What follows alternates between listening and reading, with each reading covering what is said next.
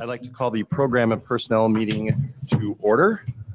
The first thing that we will do is the Pledge of Allegiance.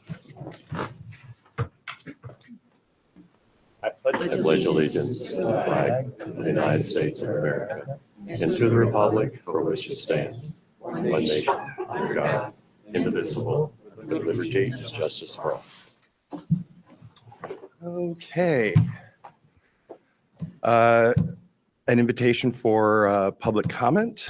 So there's a microphone here at the end that you can use. Are you the only name on there? Yes. Very good. Please have a seat. And Thank you. Hello. I have some notes. So I'm going to try to kind of talk a little bit about them 2 meetings ago and the last meeting. I think last meeting the union representative touched on, I think some things had gotten better. I think 2 meetings ago they complained that they felt they had to go through the back channels and deal with lawyers and all that. So I just wanted to say, I don't know what changed, but if I'm not mistaken, it was recognized that communication had improved with the teacher. So, thank you for that. And I was part of the superintendent search. I believe the lady at the end of the table was proctoring it. I thought that went very well. So I want to say, let's just recognize that she did a pretty good job. Then on the not so great things, basically last meeting, it was obviously a thick topic, which was the Illinois report card. And I was watching it on YouTube and it was going back and forth. And the one sticking point was Assistant Superintendent Calentis had kind of almost felt like triggered some people here. It definitely triggered me. And along the lines of, and this has happened before in previous presentations where you present and then you kind of go into this tangent and trying to make it, and trying to help us understand why that's the case, almost as if you're making an excuse of why the grade is what it is. I would recommend you just present what the data is, and then if any questions pop up from the board members or whoever, you address them as they come up, because I don't think it's doing you any favor when you try to. It almost comes across as you're defending the poor action. At the end of the day, we see it. We're not in the back rooms looking at all the data you're looking at, but we're looking at it. You got an F, or things could have been done better, and most people don't want to hear why you think that is. And one of the things that I was offended with is this whole English learners, and so these labels are somewhat derogative and could come across as racist. I know it's commonly used in your industry. English learners, low-income learners, students of color. These are students. These are people paying your bills, right? So I don't know how we can get away from that, from using these terms. But, my parents migrated here from Mexico, and this doesn't sit well with me. Luckily, after all that fireworks back and forth, I think Mitt brought in a good point. He's like, don't just show me this data. I want some meat behind it. And then I think Dr. Batson finally clarified that the report card, the poor grade was not because of solely English learners, right? I know there's a lot of things that's out of your control. And I know for a fact, because my kids have done well in D128, are doing well in D128. And why these kids are not meeting the grade, I feel it's not really your fault, but I feel like you're always trying to make an excuse on why you could do better. I would rather see that you just point out the data and then clarify any questions that come up, but maybe address on what some of the things that you plan to do a little differently. But it just felt like you're blaming the English learners. A lot of these kids come from other countries where they're beating our butts in education. So, I know my mom, when she came here, and the grade level I was in, she was way ahead of the game than what I was being taught. So something that I just recommend you try to get away from that. A lot of these kids came here to D128, including my kids, not for equitable outcomes. We came here for the rigor. And a lot of these kids are coming into this district are coming for the rigor. Their parents left an area where they were heading in the direction of equitable outcomes. So let's stick to rigor. I know John Hetzel, he's probably a thorn on a lot of people's sides, but he has a lot of good points. Maybe the way he presents them to you all is not the best way, but a lot of times, in my opinion, when I learn the most about myself is when I come across with someone that doesn't agree with me. Those are actually the moments that I've learned a lot more about myself than actually surrounding myself with people that are going to tell me what I want to hear. So You're at 3 minutes, just so you know. thank you. So with that said, I know it's been a long year. Thank you for your time. I hope next year we try to either trim down DEI or do away with it all. That's some decent money we could pump back into the school district. I don't think DEI is failing. The report card succeeding. The report card showed that it has not moved the needle in the right direction. I would be for the first to say if black and brown kids are doing better and we could connect it to DEI, then I'd be fine with keeping DEI, but it's not working and it's costing us taxpayer money. So this equity journey continuum is not working. So Can you wrap it up, please? yes, thank you for your time. Merry Christmas, happy holidays, and I wish you all the best in 2025. Thank you. Thank you. All right, is there anybody else who would like to address the board? All right, seeing none, we will move on to our next agenda item, which is the presentation of the D128 leadership profile. We have representatives from BWP here to tell us how it's going. Hi. Thanks for inviting us. On behalf of Victoria and Phil and I, we're just delighted to be here and share the culmination of what is really the first phase of the superintendent search, and that's community outreach. We spent time gathering data in 3 ways. We spoke to stakeholder focus groups, we spoke to board members, and we made a survey available to the community. Tonight, we are eager to share the results of those efforts and the synthesis of what we learned from all 3 of those data sources. We're going to divvy up the presentation a little bit. I'm going to take you through this intro and the data that we learned from the focus groups and board member interviews. Victoria will then take you through the survey results, and Phil will wrap it up with the big reveal, the summary of the actual profile, and he'll fill you in on some next steps in the process so you know where we're headed. Before I forget, Mary, you would probably be responsible, but we hope that we could get this entire report, and I will send you the results of the survey as well. And we promised everyone involved that we would get those up and make those available. And as important as that is, it's also important because the candidates are waiting for that information. They're watching very carefully. So if you could skip to the next one, Phil. Oh, Can I send this to you to share because it's not sharing from here right now? With me? Yes.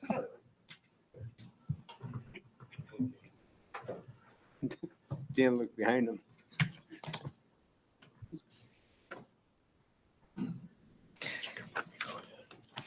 Go right to this page when it comes on.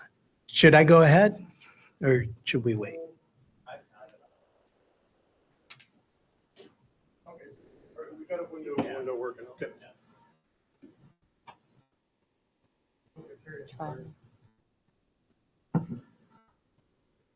It's not advancing. Right. There we go. Okay. So the first page I'd like to take you through is to get an idea of the great response we got from your community. We spoke personally to 186 folks, and that is a very good number. Mm-hmm. That is extremely high, and it's higher than the number we get in districts much larger than yours. Especially the community numbers and the teacher numbers were really solid. So as you can see, I don't have to read this to you, but we spoke to your administrative team and principals. And so you got your administrators in there, and then your support staff's important to listen to. And your students were a delight. We got to meet 28 of your kids. 51 parents came to either a meeting in person or were with Victoria online, which was really nice. And we also want to thank the 3 elementary sender districts because their superintendents took the time to speak with Phil and to share their insights and how important their views are is wonderful. All 7 board members participated in the interviews. And I think I mentioned this before, but 1,423 completed surveys and a couple in each of the other languages that we represented. So all in all, good response. And for those statistics geeks, clearly we had enough responses to have very strong validity in this search. This is just a little slide I like to throw in. That's my scribblings on the right from another search. But I like to put this slide in there to let you know that we don't just sit after we take all those notes and then say, well, what do you think happened? This process is actually both quantitative and qualitative. The quantitative part, I'm sure there's more modern ways to do it, but the old school dinosaur retired soup like me does something like on the right. We took all of the notes and I just started writing the topics. And when somebody says the second time, I put a tally mark and just really get a clear idea. We call those frequency distributions.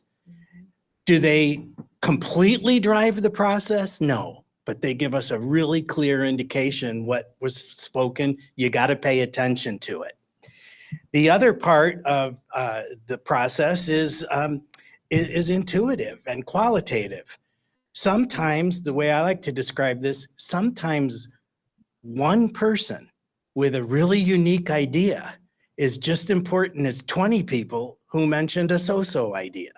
So you can't just forget about the people and the responses that didn't have high frequencies. So you got to go back and look at those, compare them to the context. With that said, we then put together a summary of the 3 questions that we asked you. So these are from just the focus groups. By the way, tonight we're going to be real left brain. We're going to do the focus group data, then the same 3 questions, what we got out of the survey, and then it's not till we get to Phil at the end that we'll synthesize it all together for you. So from the focus groups, clearly by a wide margin, the #1 district strength are your teachers, your staff, and that was just remarkable. And words like dedicated, caring, really form relationship with kids, those are the kinds of things you want to hear. Your program gets good consideration. And when we write high quality balanced educational program, that means your people talked about the high quality, this gentleman talked about rigor, the academics, but your community talked with equal passion about the fine arts, the extracurriculars, the sports, and a phrase we heard a lot was every kid could find something that they're interested in or good at. So that's really special.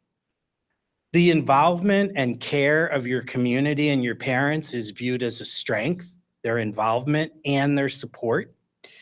The community acknowledges that you're blessed with resources and they view that as a strength. Your high achievement and the reputation for being a high achieving school. We love to see child-centered in there as a strength. There was a lot of talk about a family-like culture here. And a lot of staff members live in the district and a lot of people grew up here themselves and went to the schools. And so there's a real family-like culture. Wonderful kids who love their schools, they're proud of their school and their district. And it's a growing diversity in the community was acknowledged, but in a nice way, it was acknowledged as a positive, not as any kind of roadblock. So those were the strengths. really, really good ones. So your challenges, probably no surprises here. And by the way, this is our data, so we pull no punches. We don't try to sugarcoat anything. The number one concern in this community are about the events that brought about the change in your superintendent and the aftermath of those events.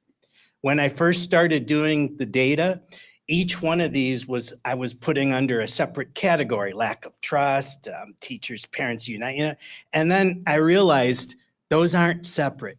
Those are all part of, and I'll use the word trauma because some of the people that we spoke to spoke of what happened in the district as a trauma that everybody's dealing with. So what is it about what happened that is causing the most concern? They think there's been a lack of trust and transparency that needs to be repaired. The teachers uniting with the parents to force action is actually viewed as a little bit of a concern by some because that's not the natural way. In a healthy collaborative culture, things get done. There's stress on the staff, and it was your kids themselves who told us when our teachers are hurting, we can tell and we can feel it, and then it affects us. So there's tension, there's stress, kind of post-traumatic stress syndrome in a way. And then all of it has caused a low morale and a trauma-like atmosphere. So those four subcategories are all under the category of what happened that you're all still dealing with. The second bullet is also related. We heard very strongly from teachers, parents, community members that you have an election coming up. It looks like only one board member maybe is running again, so there's going to be tremendous turnover. And what is the board going to do about having some voice for those board candidates in the hiring of this next superintendent? And this was expressed in many different ways, but many people viewed it from the point of view of the candidates. How would you like to feel that you were hired by these 7 people and only 3 of them are there when you start on July 1st? So what they were asking for here was some sort of involvement in the board with the board candidates, maybe later in the process. No one, and even your most avid people, said that board candidates should make this decision. But they were saying things like, I hope the board has a discussion about some level of involvement in maybe the final process. And if you guys remember, we did talk about this a little bit at your first planning meeting. Quite frankly, there was not a consensus with the board at that time. And we decided to wait, see what the candidate slate looks like, to see if that drives any part of the decision, and then revisit it. So some community members are lobbying us pretty heavily, you got to do this, and we're being very honest, not our call. This is totally up to you guys to decide. So later, maybe when we get closer to presenting the slate, you guys can have a discussion about that and see if you can come to consensus. Okay. Next one had nothing to do with what just happened. If what had happened didn't occur, I think this would have been the number one concern. There's an issue about equity versus autonomy between the 2 schools. There's no consensus. Some people say that the 2 schools are different, they're autonomous, and we like it that way. And if you try to force them to be the same, you will lose something that's really special. Other people with equal vigor argued the other way. My kid goes to this school. They don't offer XYZ at the school my kid is at, but they offer it at the other one. What's that all about? So we heard equal passion to both of that. The next board and superintendent I don't know if this has ever come up in your strategic planning or whatever, but it's an issue that's out there. And I think the community identified an important one. And anytime you have multiple high schools, that's going to be an issue. Right. Mhm. Right. The recent pattern of top-down, non-collaborative decision-making is something people would like reversed. District leadership looking like they've got a preset agenda. This is kind of related to top-down. And lots of people viewed some of the things that were worked on as working on problems that didn't really exist. Communication could be better, both internally and externally. And quite a bit of comments, not just from the teachers, but parents too, that it seems like the administrative team is growing and a little bit of questioning the need for that. So those were the concerns. Now, we asked them, what should we look for? Effective, purposeful communicator cleared the hurdle of the top. It was very clear, very distinct. A servant leader with collaborative decision-making style. So communicator who's also not going to just make top-down decisions. Because they thought a little of this is lacking recently, they want honesty, integrity, and transparency, someone who can build and sustain trust. They want a dynamic, passionate, and personable, a relationship builder and a team builder with strong interpersonal skills. So they don't want somebody distant, and they don't want someone sitting in their office. They want visible, approachable, hands-on, engages with the entire community, active and empathetic listener, visionary instructional leader with a continuous growth mindset. By the way, nobody was complaining about lots of the initiatives that you were working on. Nobody came across like, we're already great. Why are we trying to get better? Almost everybody we talked to said, we want to get better. We want continuous growth. We just want it to come collaboratively and maybe at a little slower pace. Politically astute, and not in a negative way. It means getting to know the district, getting to know the community first. Don't come in with a preset agenda, learn the relationships and what's gone on this last year and take it slow. And then they do want experience and with a track record, not just talking it up on their resume, but they could really share their successes. Now, as I hand it over to Victoria, what I want you to be listening for is, well, how did the survey results compare with those focus groups? Are you seeing the similar themes? Because that's what we had to do when we put this together. Victoria? And so it's funny you say that because my first opening line was, you will notice some overlap, what we heard and saw with the focus groups.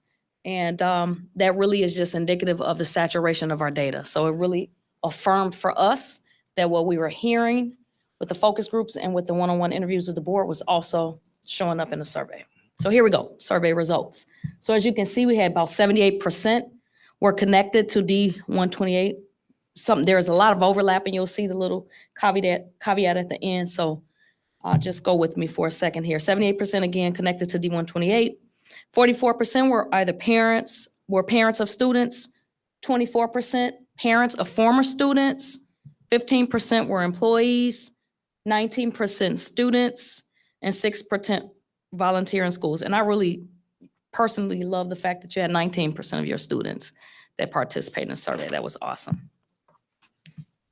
Now for the strengths, as you can see, excellent teachers and staff. Again, that came out resounding with our focus groups and interviews as well.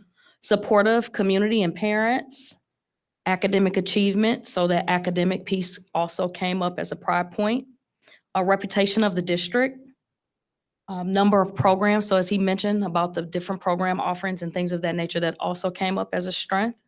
The facilities, pride prideful of, the different campuses, but also that how nicely and well maintained they are. That also came up. And then as well, diversity of the student population was also a strength. As for some of the opportunities, recruitment and retention of qualified staff, that came up as something to be on the lookout for, as well as maintaining a high quality instruction. So that rigor piece that we've sort of talked about thus far tonight. And then again, that kind of goes hand in hand with maintaining high student achievement, as well as the programs and the offerings. So really there was a focus on just making sure the academics and the programs that you offer are rigorous, and again, give the students the choices and options that they desire. Also an opportunity is just, again, maintaining good, healthy reserves and making sure that the finances are in good shape. And then lastly, legislative changes that impact public education. So that's also something that came up as an opportunity. And then lastly, I got one more slide. One more, go back one more. And then lastly, so we broke it up into two categories, sort of leadership skills and then personal skills. So as you'll see, again, a lot of overlap. Communication skills came up very high on the survey, as well as people management skills. Very important. Having those interpersonal skills is very important in this role. Relationship building, so just someone that has the ability to build strong collaborative relationships with staff, students, community, et cetera. Financial management, instructional leadership, and then also someone that's innovative. As my colleague mentioned, they really do want to continue to grow. So having that growth mindset and being innovative is also something that the respondents were looking for in the next superintendent. And then as far as personal skills, integrity, trust, again, that came up, again, as you can see, as I mentioned before, lots of overlap. Commitment to the community, so someone that really wants to be here and that's here for the long haul. Child-centered, strategic thinker, collaborator, problem solver. So again, I can't underscore it enough. We were really happy to see that there was a lot of overlap with the survey as well as with the interviews and the focus groups. Now I'll turn it over to Phil. Thank you very much. So then to the leadership profile. We thought we might have a drum roll here. We weren't sure on that. I'm going to go ahead and read these to you just because the wording is important. And you'll notice that the key terms are in uppercase. We did that on purpose because that really are the core elements for each one. These should come up and you'll see no surprises because it's really based on the data that Joe and Victoria have presented so far. The first one is servant leadership, who employs a collaborative leadership style. The second one, a skilled communicator who engages with all stakeholders within the school communities. Third one, leader who displays honesty, integrity, transparency, and who builds trust. Next would be strong interpersonal skills, dynamic and passionate team and relationship builder. The next one is visible, approachable, hands-on, present and active in the schools and the communities. Innovative is the next one, and visionary instructional leader with a continuous improvement mindset. The next one was skilled listener, who is compassionate, empathetic, and caring. The next one is politically astute, leader who understands systems and organizations, will take the time to understand the history, the climate, and the culture of the communities before leading growth efforts. Last but not least, these are not listed in any particular order, successful experience as an administrator with a proven track record of success. So our team would like to take a pause here to see if you have any questions about the leadership profile. Were there any terms there that you would like us to clarify for you? I have a term that I'd like clarification on, and I know this may sound a little silly, but I think it's important to define what servant leader means in the context of education and for us, a nonprofit organization. I know it's kind of buzzy right now in the HR world, and so I want to make sure that that word is understood as part of our profile. Okay. Everybody, you take it? I'll be happy to define it as we've heard it, because you're right, it is a buzzword that is rather popular right now. But the servant leadership that we're defining it is based on the input that we had, is that we're looking at what is the good for all, and that the paradigm and the mindset is not that the superintendent and the district leadership is going to be calling the shots and bringing it down, but is really more an emphasis on supporting and serving the key elements of that, which is, of course, the administrators, the certified staff, and also the support staff, which are really critical because it truly is a team effort with that. Anything else my colleagues would add to that? Very Yeah, I well. think you said it well, but just someone who serves the people. You know, as simple as it sounds, but really someone who's not self-serving. It's not all about them, but it's more about how they can build consensus, how they can really work in a collaborative manner with staff, students, community. Someone that's willing to serve, roll up their sleeves and work with everyone. That's a great question. Thanks. I have one question. I have some questions and a suggestion. I think this is missing the financial aspect. I think whoever we brings here needs to understand fully what the financial picture of the district is and help make the right financial decisions. So I think we need to add in something about someone who understands the financial. To be honest, I'd be reluctant to be adding things. This is our report. This is our pulling together of the data we heard. I think it would be disrespectful to everyone who's been involved to take something that didn't quite make it to the profile and just put it in there. We could, I'm sure every other board member also probably has one or two things they wish made it in here. So, I mean, you're the boss, we'll do whatever you guys want, but this is our report and we like to keep it the way that we saw it. And that's part of our integrity as a firm. I'm only bringing this up because you've had financial well-being identified in both your survey and district opportunity. It definitely came in. So if that's the case, then why is it missing from the profile list here? I would say that when we heard this record of success, it obviously was academic. It also talked about operations, financial, facilities, all of those combined together. And so that is the reason we didn't just pick out financial part of it, because we can go on down the line, as Joe said, and have a lot of other things in there. But that's the context of what we heard. You said you had a second question? Sorry, I'd like to build upon your question about the financial piece, if you don't mind. Sure.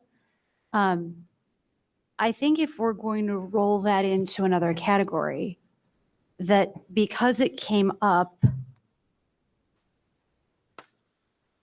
as the number 4 most important leadership skills in the survey, that whatever category, if we're building interview questions and modeling a rubric for experience, we can certainly add questions about the understanding not only of our district's particular finances, but about the question about state financing for education and the effects of changes to federal funding and what impact that might have on schools generally, to our interview questions and to our rubric. Absolutely. So that even if we're making financial acumen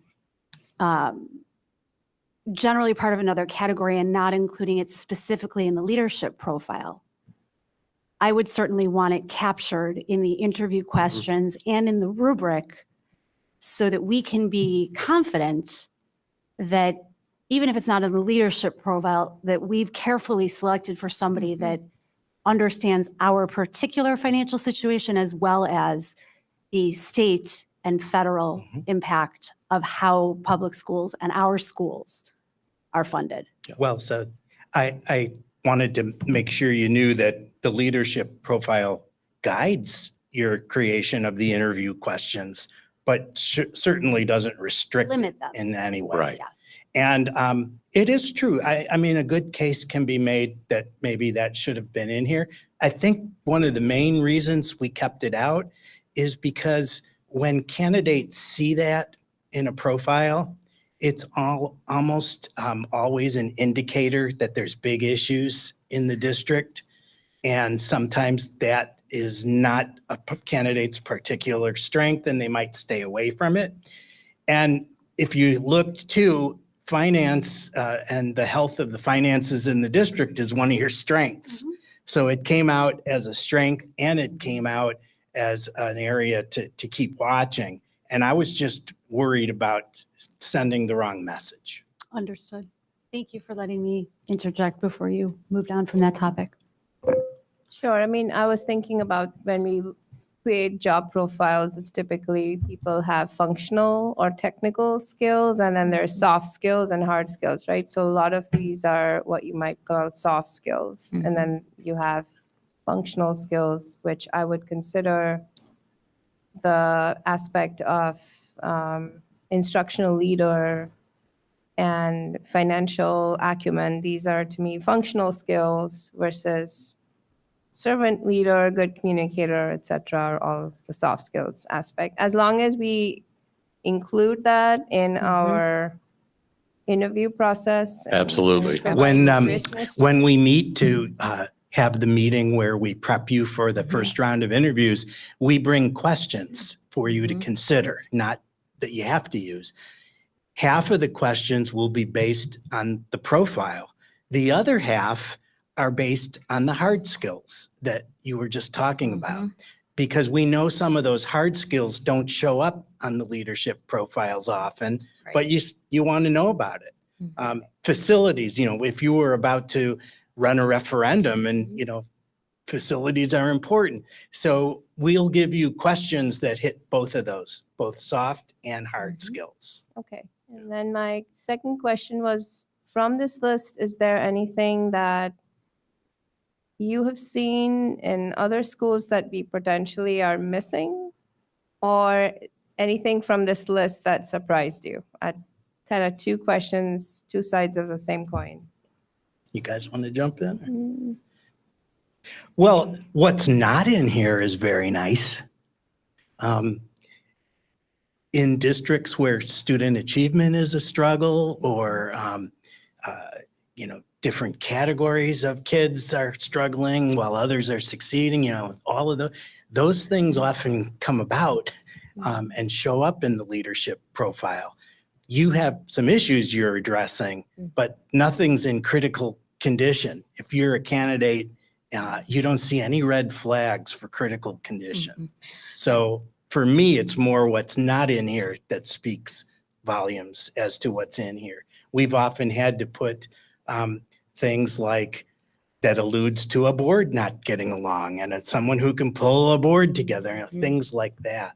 So that's my first thought. What about you And guys? I would just add, as a sitting superintendent, I was reflecting on those qualities, and I think it's spot on. You want all of those qualities in a superintendent, including the financial acumen. That's so important as well.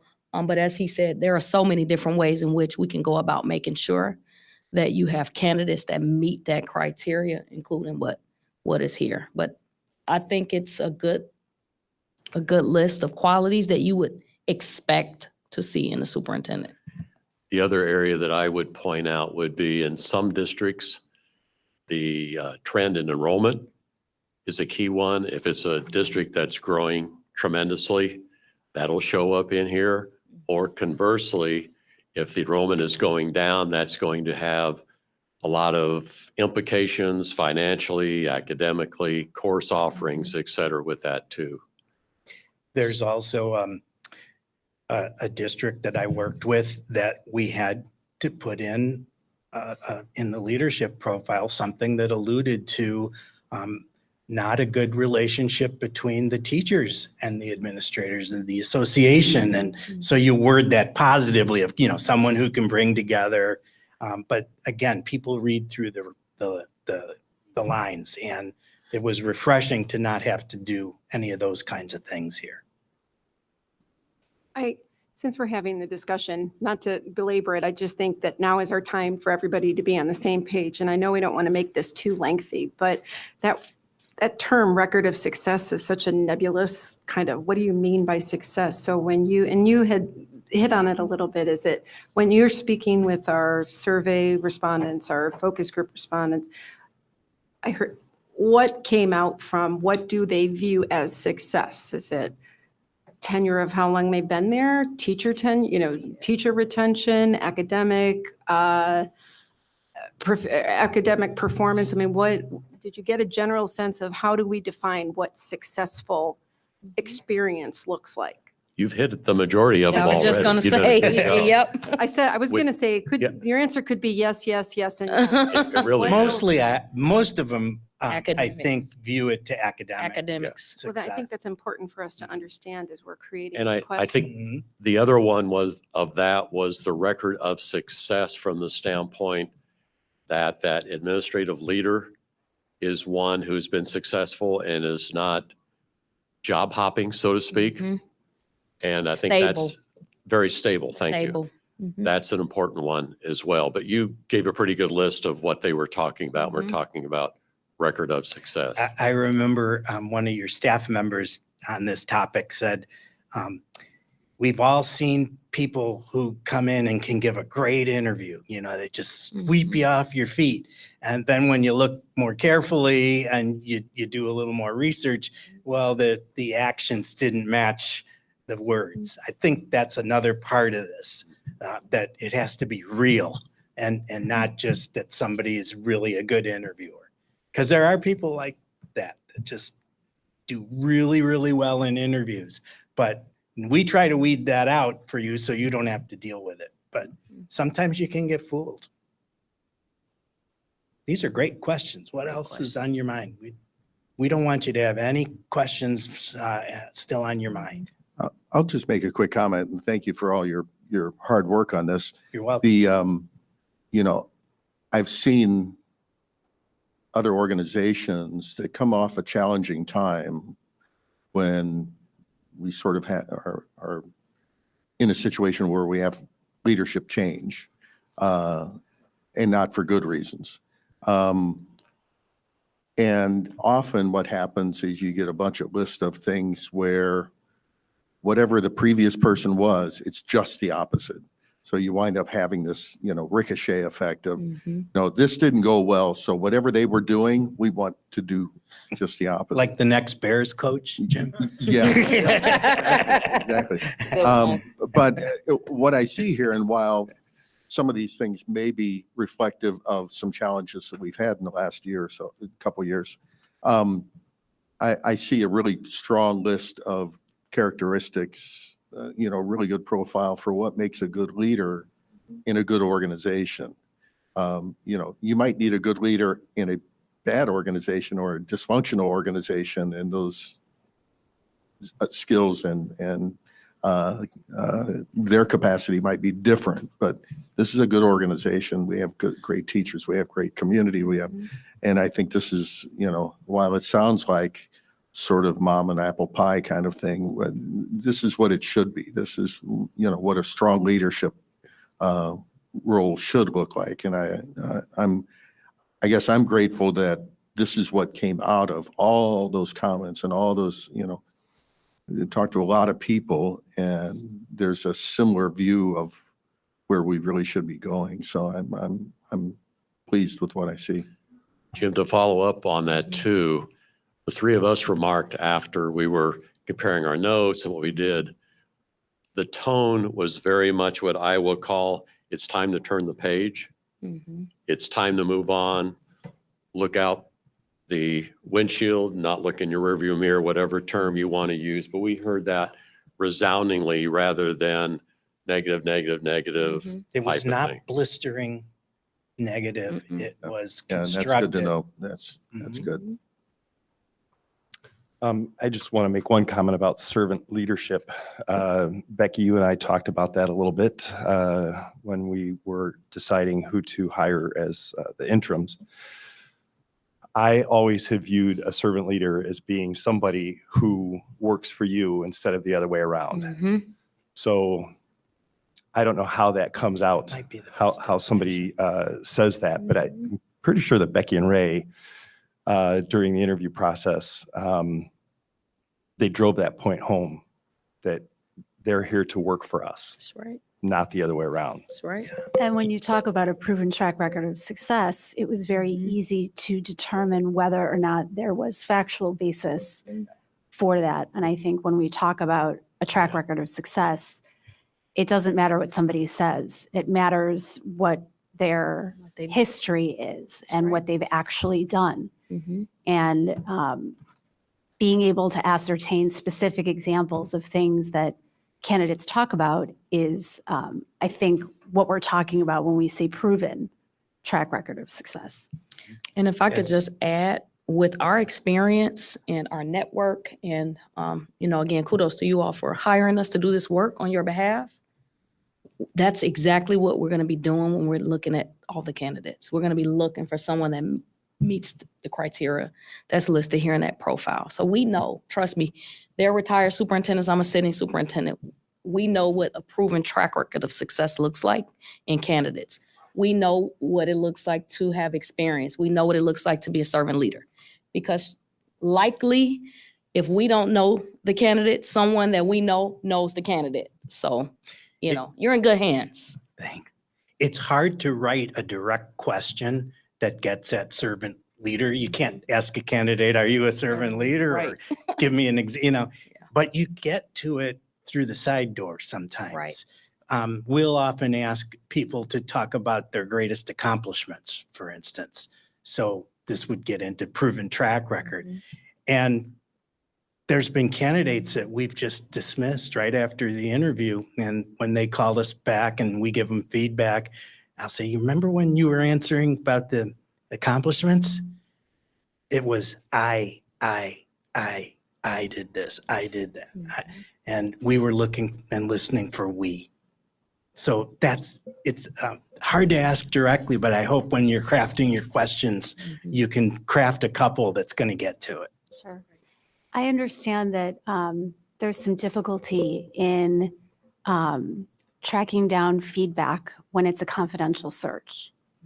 One of the things that made it very easy when we were interviewing interims was I could talk to all the previous board presidents that Becky and Ray had worked with. Mhm. That was one way of determining a proven track record.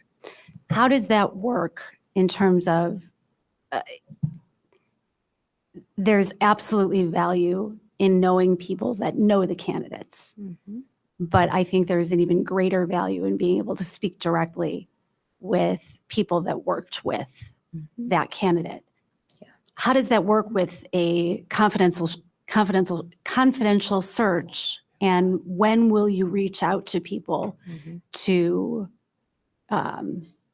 Screen them. to verify the Right. proven track record of success? Because people can give examples Yeah. of work that they've done, but there's something incredibly have to valuable talk to people. about talking to people that worked with them directly, both good and bad, because no one's perfect. So how does that work with a confidential search? Great question. Mhm. So what we'll do in the screening interviews, we'll be asking them, we see your references that you have listed on there. And as Victoria said, we know people who know people, Mhm.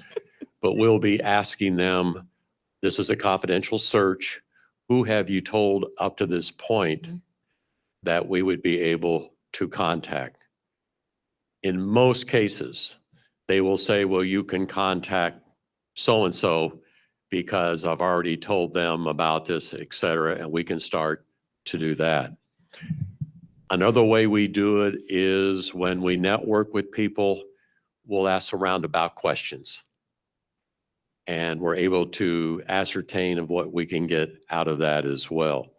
Now, when we get down to the finalists, let's say 2 people, just to use a number with that, at that point, when we get down to that, we will then take the time to talk with them and say, and they'll know this in the screening interview, there will be a time when you get down to the final 2, let's say, or 3, that you're going to have to let your board president or whomever know that as well.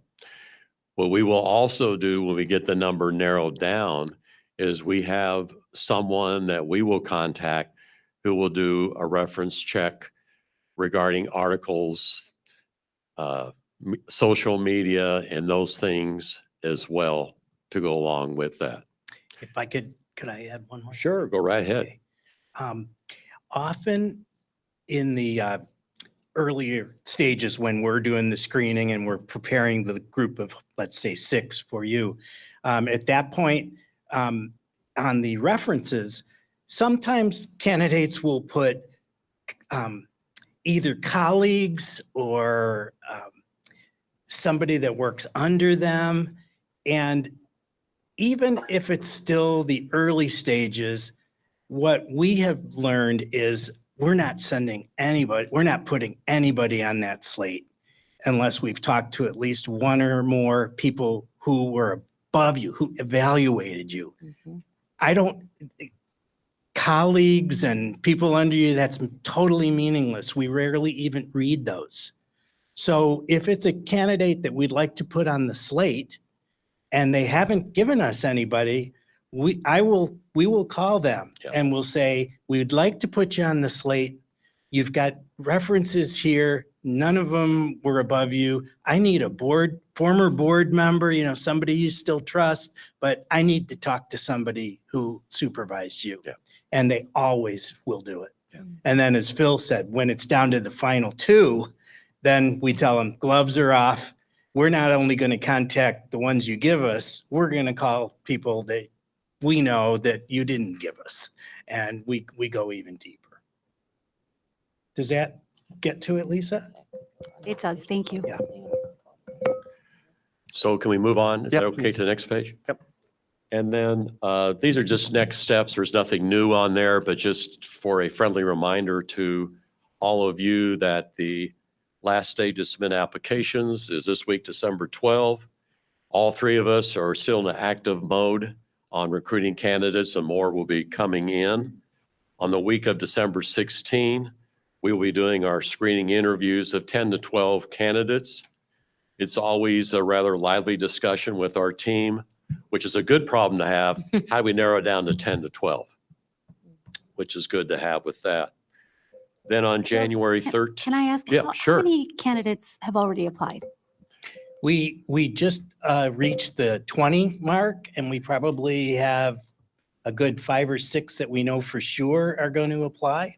So I think it's going to end up in the high 20s, which is just about average for us right now. Yeah, exactly.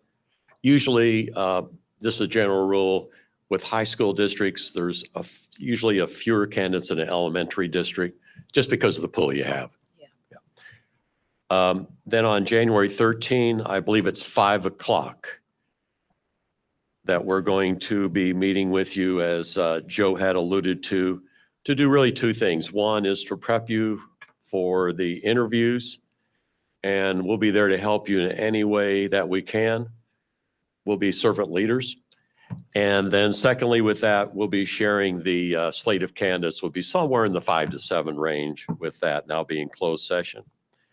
And then on the evenings of January 16 and 17, and the morning of January 18, you will be conducting your first round of interviews. And again, that'll be in closed session and publicized with that. We will talk more about the logistics as far as when, what times, and that when we go into the workshop that we'll have with you on the 13th.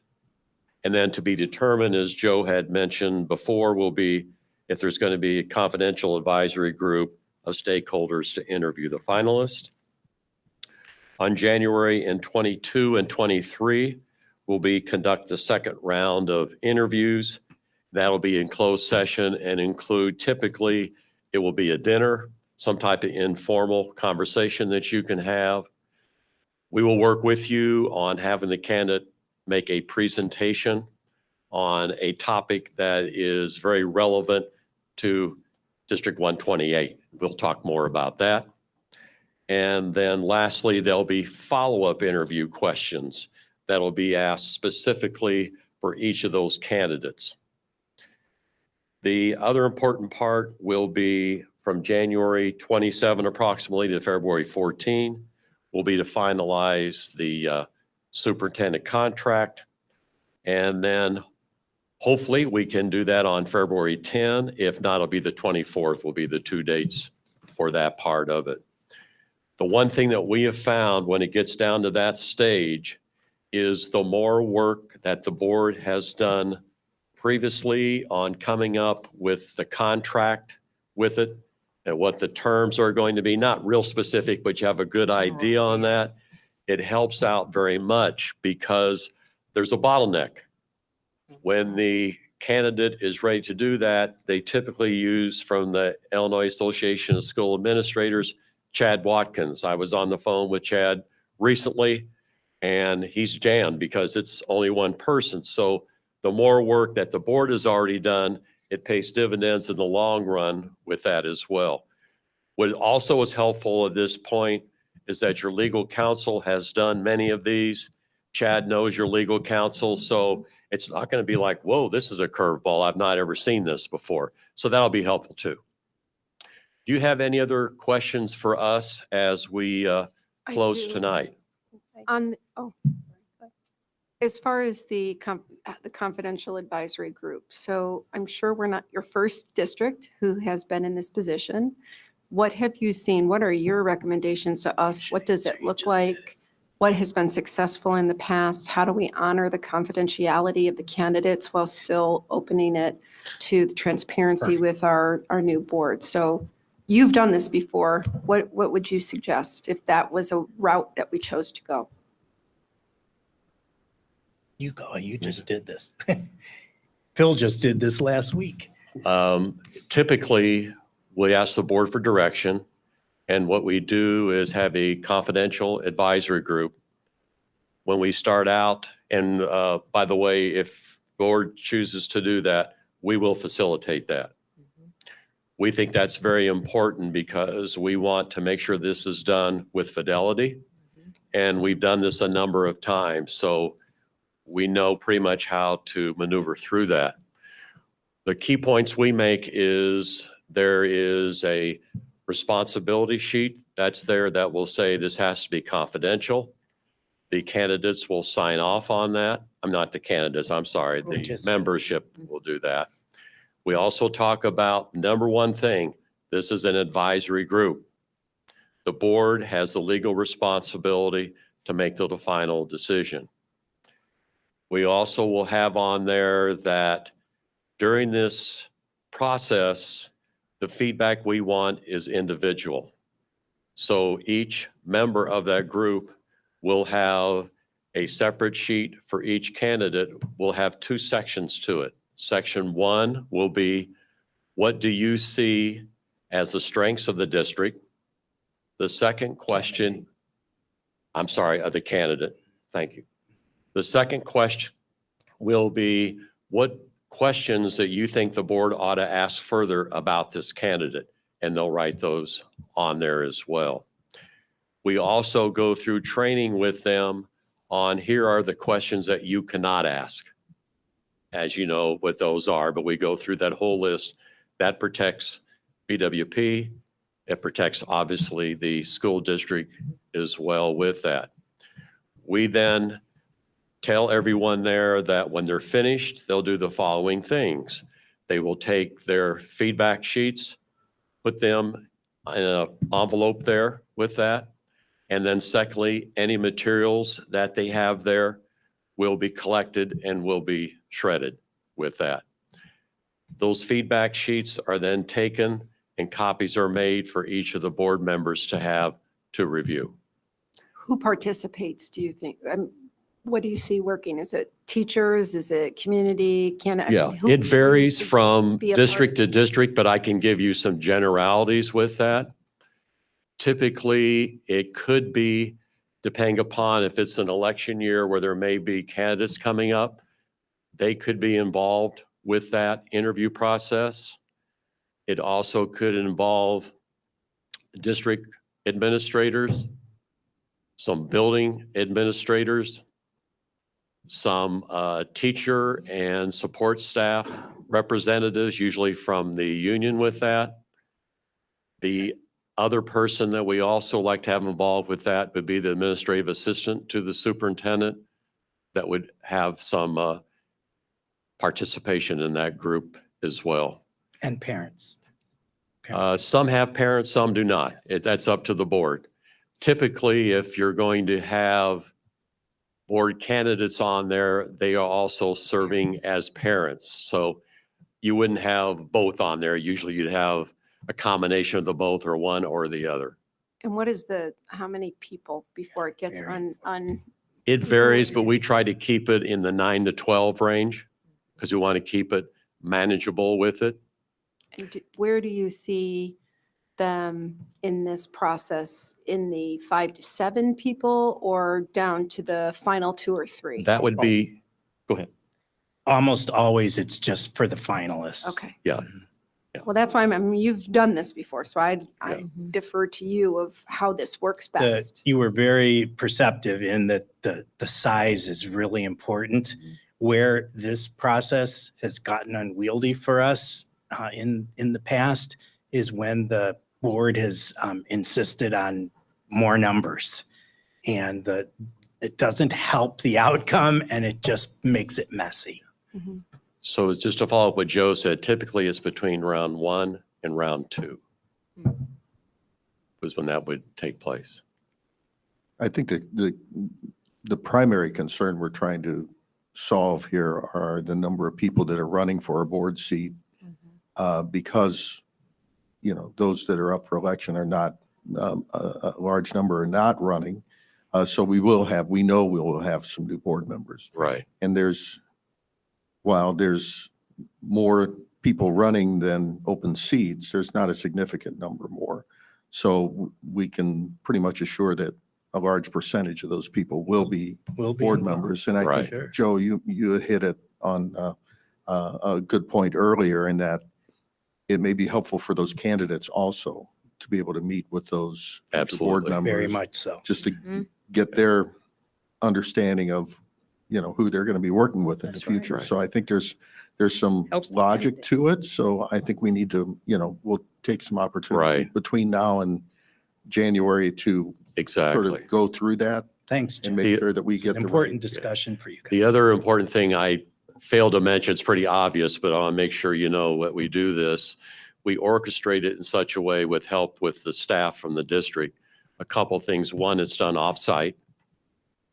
2, that we have someone meet the candidate at one door and the other candidate leaves out the other door. So we keep it confidentially so no one passes with that. We try to do that through the entire process with that. And it works generally very well with that. The biggest thing that is just human nature, and that's why Phil mentioned we really like to be the ones to facilitate this because we're skilled at it. But it's human nature to want to talk about the candidates as a group when you're done. And we have found that that's just very ineffective. And we will tell them at the beginning and we'll tell them at the end. We just want your own personal reflections. We're not trying to build consensus here. The other thing I should say too, when we go through the responsibilities with it, at that point we pause and say, if there's anybody who does not think they can meet these responsibilities, that's not a problem. And then they're given the opportunity to not participate. And then we have a backup person who would come in to take their place if we need to.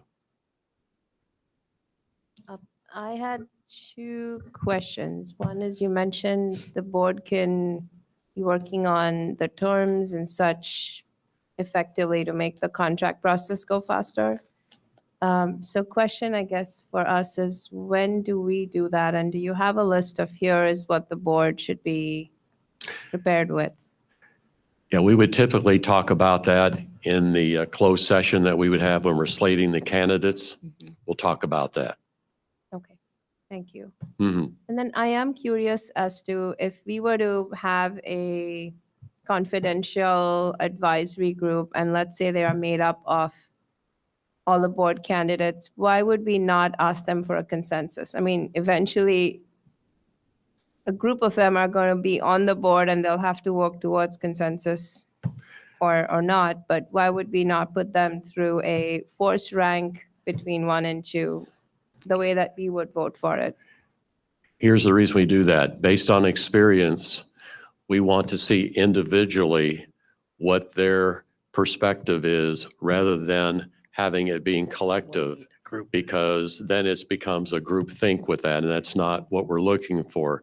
Secondly, and it's in bold print right on there, we do not want the members to rate the candidates. That's not their job. Their job is to identify the strengths and then to propose future questions that the board may ask in round 2 to go further with that. Also, they won't be there for when you get together as a group and reach consensus. And so it would be really hard to understand what their viewpoints were, and they wouldn't be able to hear your viewpoints. And we just think it would go a lot better if it was just their input. I think it would be unwieldy to try to get a consensus. And then that might unfairly tie your hands when you're making the decision, and then you don't have them there to try to talk to and work things out. Yep, I mean, I was thinking it's not one or the other, but if you were to ask for their feedback anyway, the way you are, but then if you're looking at 3 candidates, have them say who their top 1, 2, 3 are. And you can even give those as individuals, but I think I'd be curious, especially with the board candidates, as to who they think, I like think how they might rank the candidates. this might help you feel a little better about that. I think you'll be able to know from the way they write the feedback.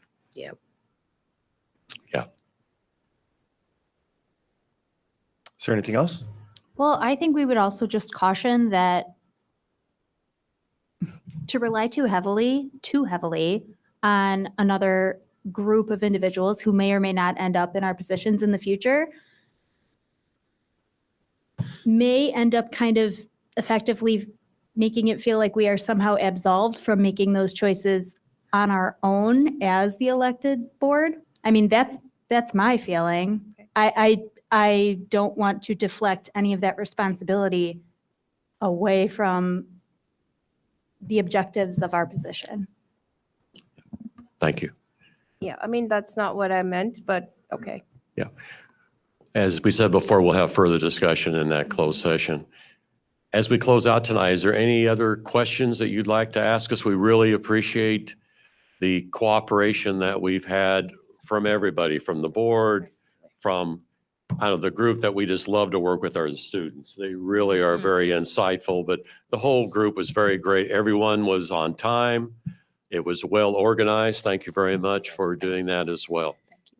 And Bryant and Mary and Carol and some of the people that have been our connections are just so awesome. And when candidates ask us, first they ask about the board, of course, but then they'll ask about the district office team. And I just want to tell you guys, we are honestly able to give them a really positive vibes about you guys. So thank you very much. Great, thank you so much. Thanks, everyone. Thank you all. Okay. We'll see you in January. Yeah. Happy holidays. Happy holidays. You bet.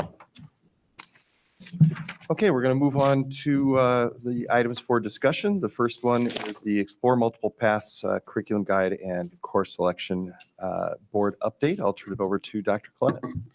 Yes, thank you. Good evening. We are very excited tonight. We're talking about a couple different things that are all interrelated. So as you know, throughout the year, we give out various reports about our different strategic plan focus areas. Tonight, we're going to talk about the focus area of exploring multiple paths. And while we discuss that, related to the efforts that we've made in that area of our strategic plan, we're going to discuss our School Links program. And this year, the School Links is new, and it's something that we're using for many purposes throughout our district to enhance our student experience. And one way that we're using it this year will be for our curriculum guide, and that connects to what in our students' lives is coming up in January, which is course selection. So we're going to kind of tie all three together. With me tonight and leading this presentation is Mr. Ben Rodriguez, who is spearheading many of these efforts. So I'll turn it over to Ben. Thank you, Dr. Colentis. Yep, I'm excited to share an update on the Explore Multiple Paths strategic work that's been happening for this past fall. Great. Yep, so essentially Explore Multiple Paths encompasses multiple efforts across the district in terms of developing college and career-ready graduates. And you can see some different photos of students and staff in action right there. I'd also want to make sure to emphasize the thanks that we give to the staff for working and making these efforts happen. So you see that this is truly a collaborative effort amongst multiple strands, amongst multiple staff across all of our buildings, whether it's teachers, counselors, ESP roles, administrators, all working collaboratively on these efforts. So I do want to make sure that we highlight that this is truly a collaborative effort amongst our team. So thanks to everyone on that list. Also, always like to clarify, so what is Explore Multiple Paths? What does this look like? So Explore Multiple Paths is essentially the district's rallying call to ensure that all students are informed, prepared, and empowered to pursue whatever career post-secondary path they'd like to pursue after graduating with us. In high school, we think about that in terms of individualized planning, career credentials, and college credit, as well as professional skills and experiences. And I'll use those three lines to organize our update tonight. After high school, we think about students and families making purposeful choices, making returns on investment in education, specifically post-secondary education, and making a living while making a difference. And finally, we know that all of this work is dependent on our excellent community partners whose aligned support we believe will develop a pipeline of candidates which will lead to economic growth. Yeah, and I just want to remind the board, when we were working on developing the strategic plan, one piece of information that kept coming through from our community members, our families, and our students was the idea that sometimes in District 128, we know we're getting an outstanding education, but sometimes it can feel that unless I'm going to a four-year college, and specifically a select group of four-year colleges, that I'm not successful. And we knew that there were many career pathways that did not necessarily require a traditional four-year degree. We also knew that for students who even wanted to pursue that four-year degree, colleges were getting extremely expensive. And it's hard to go to college to make college your decision-making vehicle. If you don't know what you want to do when you go to college, you run the risk of spending a lot of money on tuition that ultimately doesn't take you down a path that's going to lead to your future employment or kind of pursuits. And so we wanted to help students not only see that there were multiple pathways to pursue beyond just a traditional four-year degree, but that if you are pursuing a four-year degree, you have some experiences and opportunities in high school to kind of dip your toe in the water and explore different career areas. Many of us, depending on our lives, we've had limited experiences with all the job opportunities that exist in the world. And so depending on our families and our backgrounds, we may have some views of what's available for us, but not necessarily an expansive view of all that is out there. And we wanted to provide that for our students, as well as give students the opportunities to earn college credits in high school that they could apply to their post-secondary options, whether that's junior college or a four-year college, to help make their future college pursuits more affordable. And if it's not college credits we're chasing, it's about career credentials, things that can be used to get high-paying jobs immediately after high school or after technical school. And so that was really the genesis that brought Exploring Multiple Paths to being one of our primary areas of focus as a district.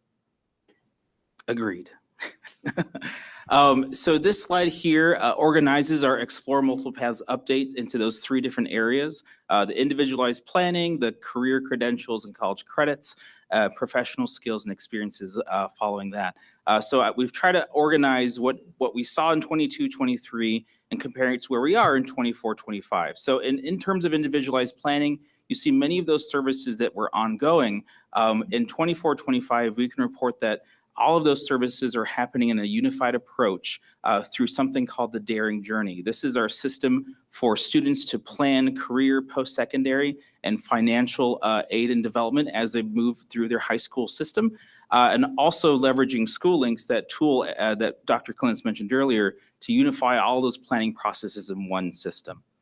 For career credentials and college credits, you see that we did not offer any endorsements, and we had 5 dual credit programs with 144 enrollments in 23-24.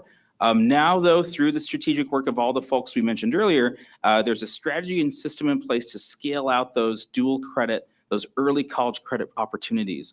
We now offer 10 dual credit programs. That's double the number as we offered last year, and the number of enrollments is 411 for fall. That does not include the number for spring, so that number will only go up. And we also are happy to report that we offered 2 college and career pathway endorsements in computer programming and early childhood education. I'll share that we're looking to expand those number of endorsements in the next year or so. Finally, for professional skills and experiences, you see that we had different opportunities that varied by building, whether it was a speaker series at Libertyville, mock interviews at Vernon Hills Business Advisory. Now, though, in 24-25, all previous opportunities are now scaled to both buildings, so students at all buildings have access to those things. We have also new career exploration opportunities, including the workplace internship program, which is available at both campuses now. Yeah, I just want to emphasize, sorry to cut you off. Oh, yeah. But 2 years ago, prior to really engaging in this work, we were doing some of these things, but it was fairly scattershot.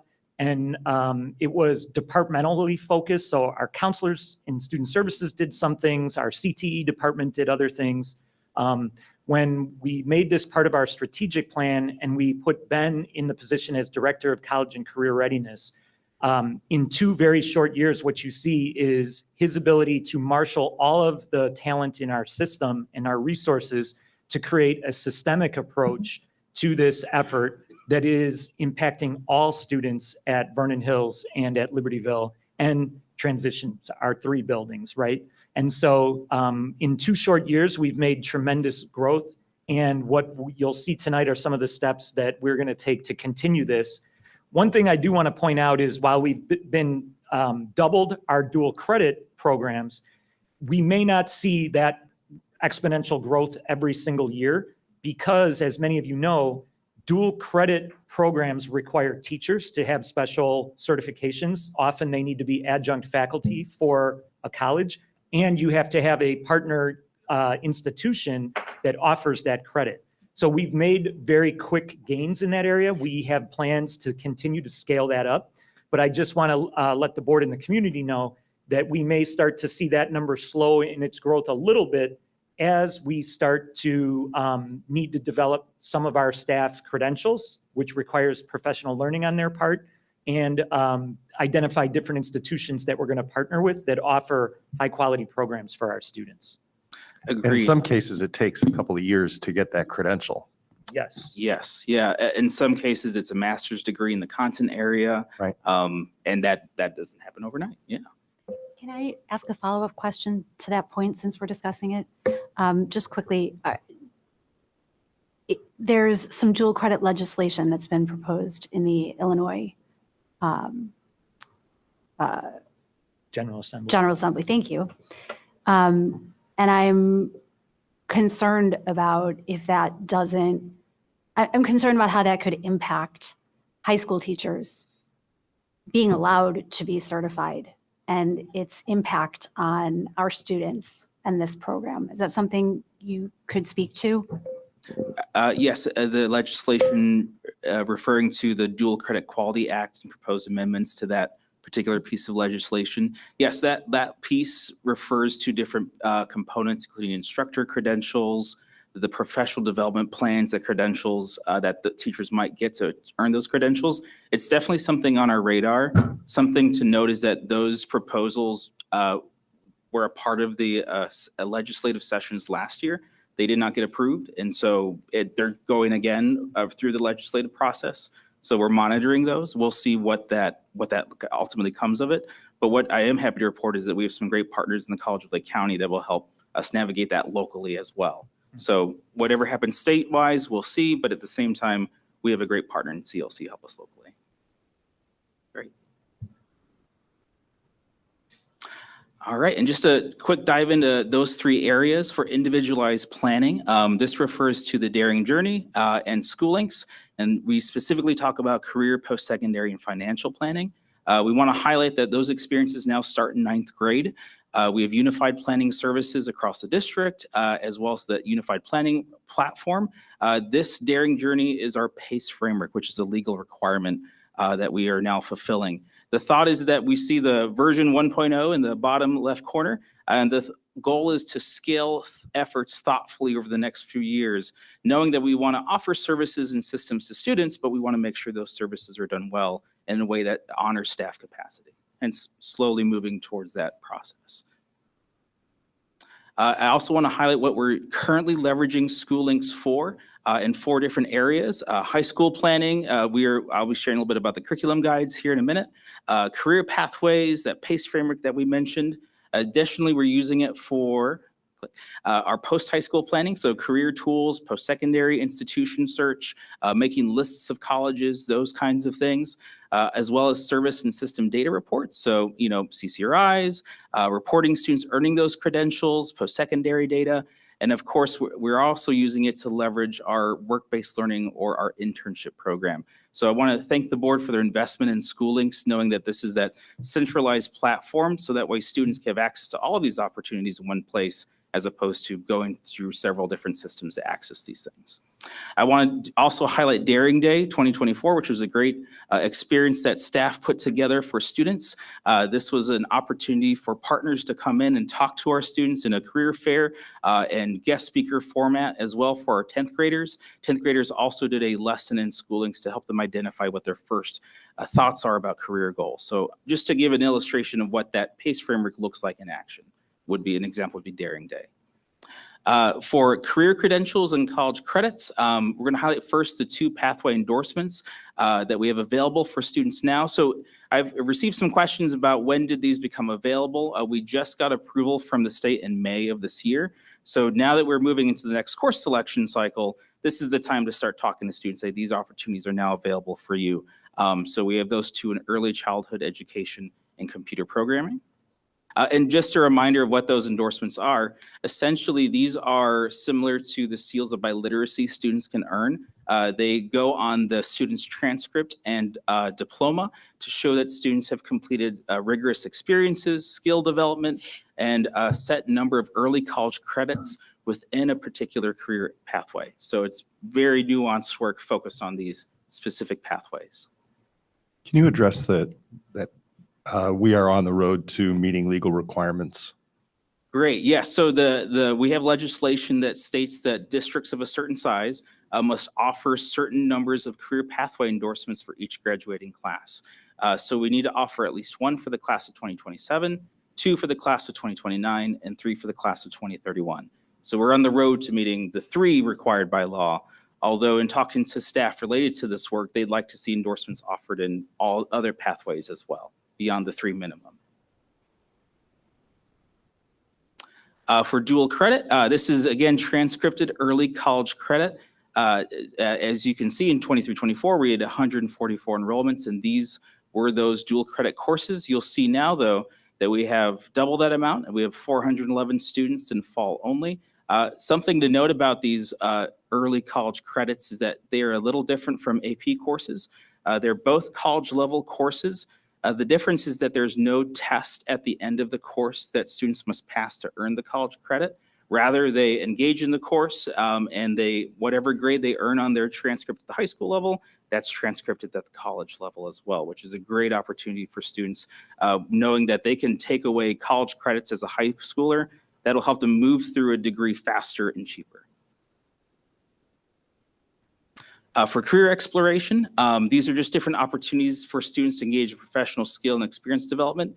This is just a bevy of opportunities that we offered through September, October, November, including guest speakers, career treks, featured partners, just showcasing different ways students can explore opportunities after high school. So you'll see we have some photos there of students going to the American Airlines hangar, the Advanced Technology Center, Empire Beauty School, just showcasing that these are all options students can pursue. These options were available to all students at both schools, 9th through 12th grade, free of charge. And they were accessible for students throughout their school day as well. So again, just trying to make sure that there's all sorts of opportunities for students to engage in career exploration. And what's great about this is if you think of traditional high school, we brought in representatives from various colleges and universities to talk to students. We still do that. We would have speakers come in and talk to students about what is needed to go and pursue college life after high school. And we still do that. We take students on college visits and we still do that. But what this is doing is bringing in professionals and they're talking about their careers and talking to students about what it might take for the student to pursue that career, as well as new developments in the field that maybe there's not even yet a college degree for, but is going to be the trends in the future. So our kids are listening to that. They're also visiting, as Ben said, different areas, workplaces around us. I got to accompany the kids to American Airlines. It was a spectacular tour for the kids that go, and it's open to all freshmen through seniors. They don't have to be in a special class. They don't have to be in a club. It's just if they have an interest in exploring that career opportunity, they can sign up to participate either in somebody speaking to them in the building here or going out to see different business places in operation. One thing we also wanted to highlight was the workplace internship program. So these are sustained workplace experiences students engage in over a given semester. They develop professional skills and complete a curriculum that earns them high school credit and college credit. It's one of our new dual credit courses.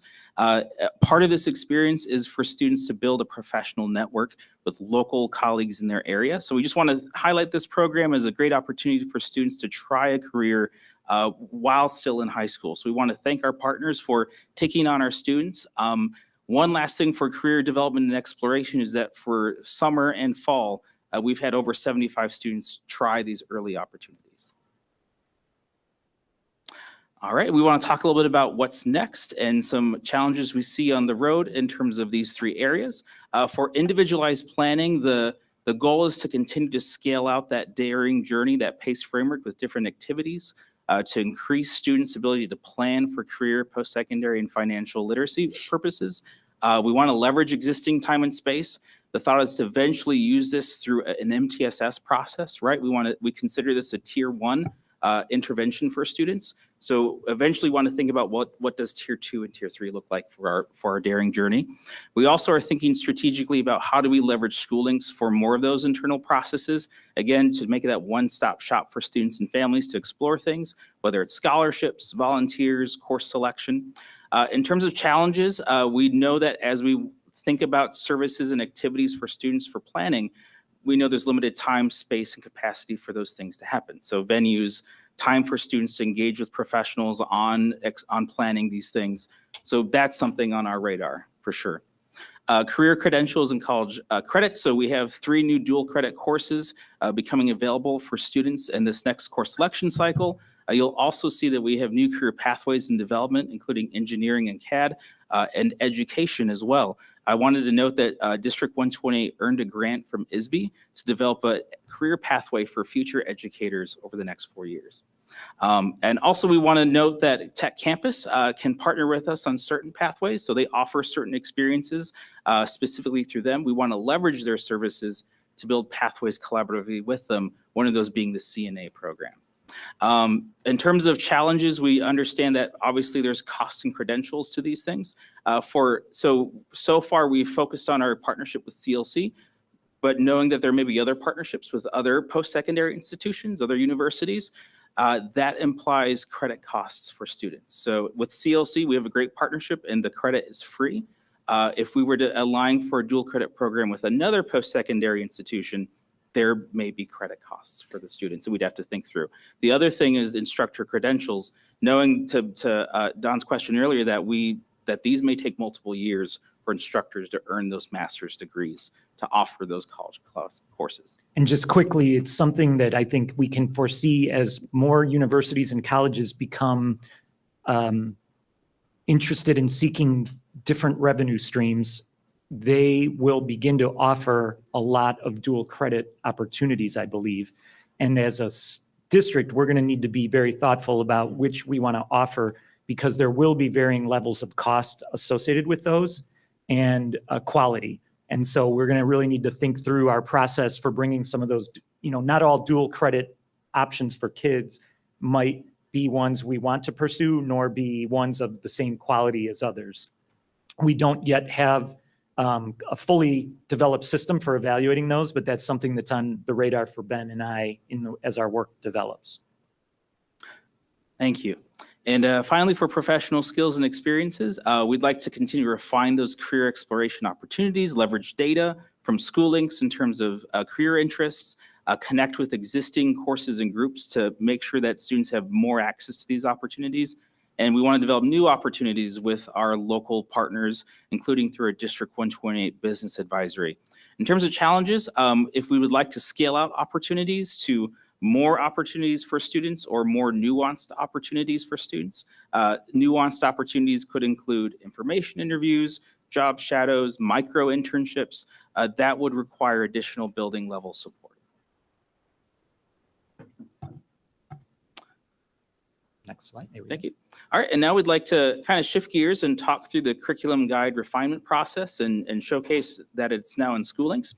The goals of this process was to align language on common course offerings. So if both schools offered, for example, Algebra 1, they do, just to check those course description language and make sure that they have the same language.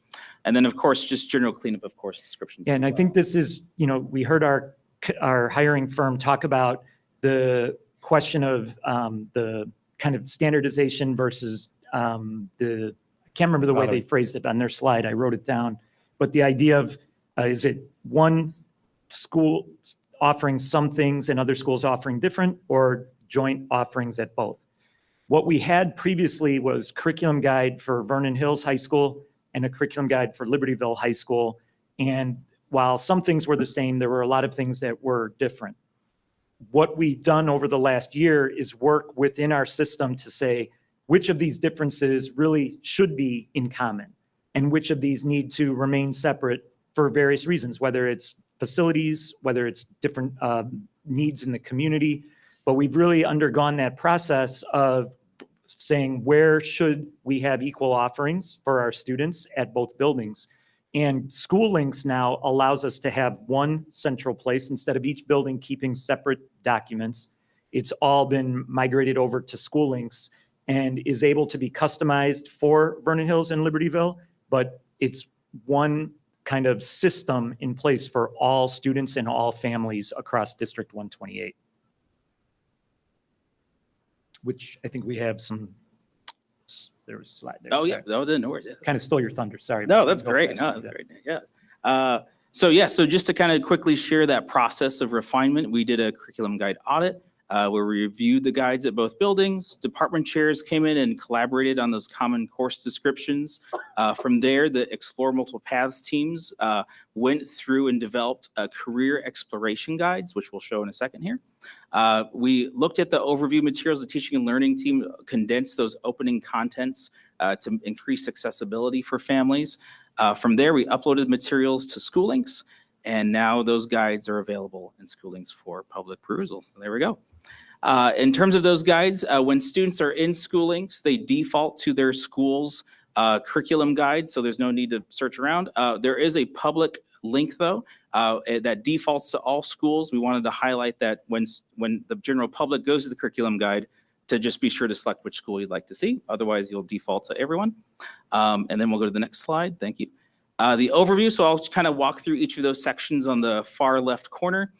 So the overview refines the listings from the original curriculum guides from about 30 pages to about 5. Just again, try to increase accessibility, trying to make that content accessible for families. The next thing we did was we just made sure the graduation requirements are mirrored to both schools, so no change there. The career pathways, this is something that SchoolLinks allows us to leverage now. So the Explore Multiple Paths teams thought about what are some accessible ways for students to think about career exploration, right? Like, how do I start? Where do I think about my different options and opportunities? So the team decided on using Illinois' 7 career pathways as our framework. The reason is because these 7 pathways we thought were a little more accessible than other ways of thinking through career options, as opposed to using the 16 career clusters or the 72 plus occupation codes. The thought was 7 makes a little more sense from a student's perspective. So now we have these guides available for students and families to have a snapshot of what different options and opportunities look like across the economy. These guides also include what local clubs, activities, and courses students can try in those particular career pathways if they're interested in trying those things out. One thing to note is that when you go into the curriculum guide, you'll also see some asterisks by some of these career pathways. If you click the drop down, that's where you'll see the information on the college and career pathway endorsement, the computer programming, and the early childhood education. So we're trying to highlight those to families as well. But those are now available as well. For course offerings, they can be seen all in one list, or you can see that drop down to view course offerings by department. Course offerings are searchable. There's filterable tags attached. So if you just want to see all the AP courses, all the dual credit courses, you can filter for those. And then just to note, we did invite parents and guardians to a webinar tomorrow evening to explore more of SchoolLinks. So just to kind of walk through some of the same information that I'm presenting tonight to families and guardians. And I'm assuming that's going to be recorded and posted on the website for anybody who can't join live. Yes. Awesome. Thank you. Great. And now I'm going to pass it over to Dr. Kalinas for an update on course selection. Yeah, we just want to finish with a big kind of quick overview of our course selection process for this year, because it's exciting for students to see all of the different courses that they can take in our SchoolLinks program, as well as how they can tie those into different post-secondary pursuits. And last year, we heard concerns about our course selection process, that it was confusing for families, and that our communication wasn't as clear as it might have been. And so we've spent a lot of time with our teams through last spring and early this fall to really review our course selection process and to try to create a more simplified and clear process for families and students to engage in. So what students will now do, which is new this year, is they will use PowerSchool, and students and families will log into PowerSchool, and under student reports, there will be their course selection letter that will be contained there. This letter is something that is new. What it does is it tells the student what their standardized test scores were on their most recent test. So for our freshmen, sophomores, and juniors, that would be the PSAT that they took last year. And for our incoming freshmen, our 8th graders took the pre-ACT. This letter allows them to see their benchmark score, and it tells them if they are eligible for automatic acceleration through the Accelerated Placement Act. So what it does is it says, this was your score, and this is your notification that you're eligible for accelerated placement. What it does do, however, is it reminds them that District 128 is an open enrollment school district, meaning that students can sign up for any class that they would like, as long as they've met the prereqs for it. So what APA was doing, the spirit of that was to make sure students who were meeting or exceeding on state standards were being eligible to be placed into honors courses. In our district, we have provided students that option, whether they meet or exceed on the PSAT or not. What this does is it just lets students know it meets our legal obligation to notify students that they are eligible for that placement. However, what it reminds them of is that ultimately it is their choice. Last year, we automatically placed students in those classes. This year, we are not doing that. We are notifying them that they are eligible. But then what we're also doing is we are adding into this what was missing last year, which was teacher guidance. So many of our students were saying, hey, I got a test score and that score says I exceed standards and it's telling me that I'm eligible for this class and I'm enrolled in this class, so I guess I should stay in that class. Families wanted a little bit more information to make that decision. So this year it says, here's your score, here's what you're eligible for automatic acceleration, but again, that doesn't really matter in our district because you can take whatever class you want. And here's what your teacher's guidance is for you based on your work in that class with that teacher over the course of the school year. Ultimately, the family makes the decision about which class to enroll in. If a student does not return any information, then they are automatically placed in the next most rigorous course. But if they choose to select a different class, that is the course that they would be placed into. They will get this letter in its information in English, math, science, and social studies. That will give them that information for them. And then they also have the ability when they, well, I'll show that in a second. So there's more information they get, but that's the letter. Tom, what does that look like for teachers? So I have 125 students. Do I Yes. get a printout that says these are the kids that are likely to take a more rigorous course next year? Do you agree? No, it's not that they agree. It's what they do is, we've had in the past a very efficient teacher recommendation process.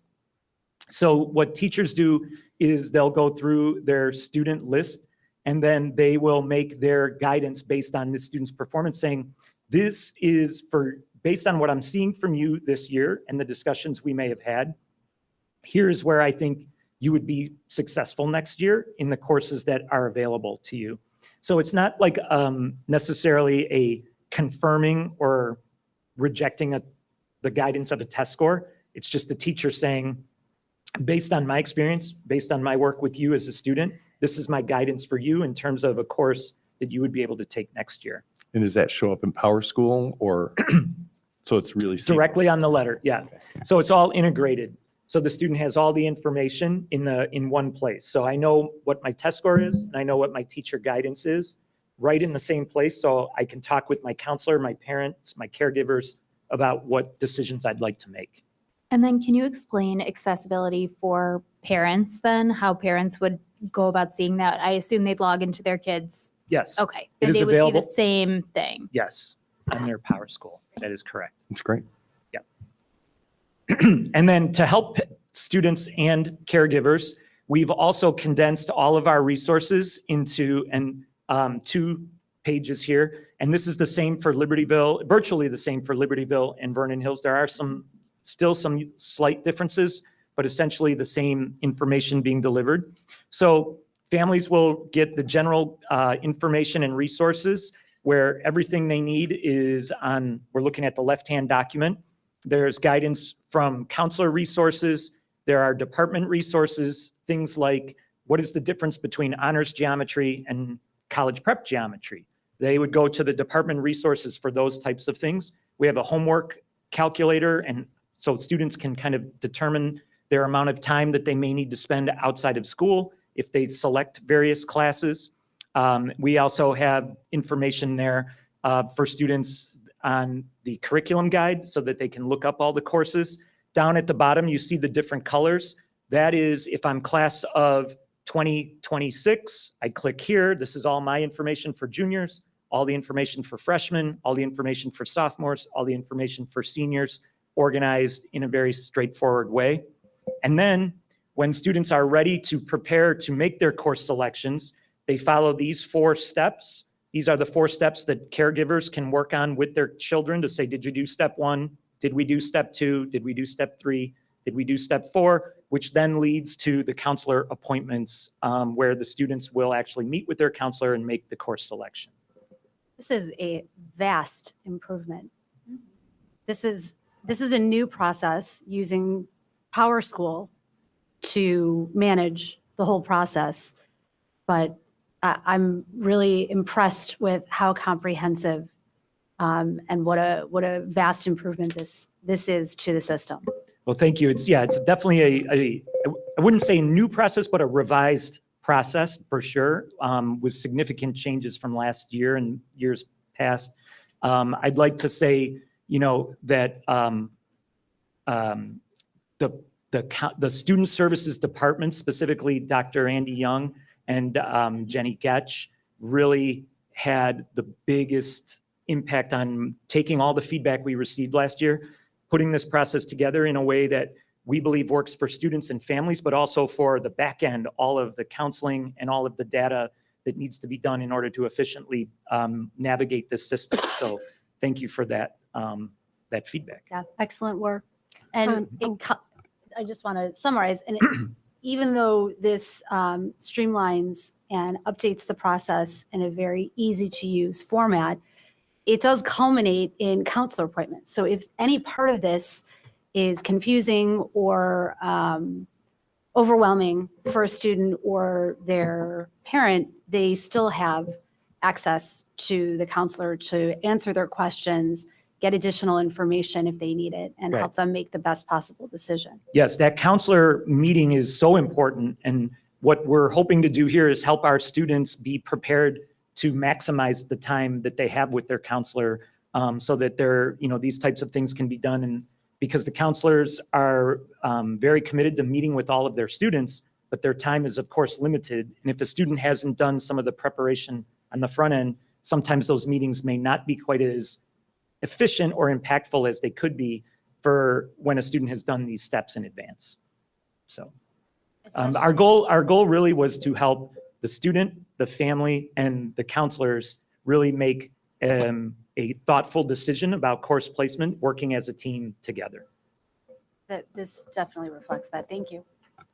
Can I ask a question? Mhm. I want to reiterate, I mean, from where we were last year to here, this is amazing. And maybe I'm not understanding. So slide 23, is that what an LHS student would see on their Power School? And then slide 20, I mean, so Yes, there's so why is there a difference between the two buildings?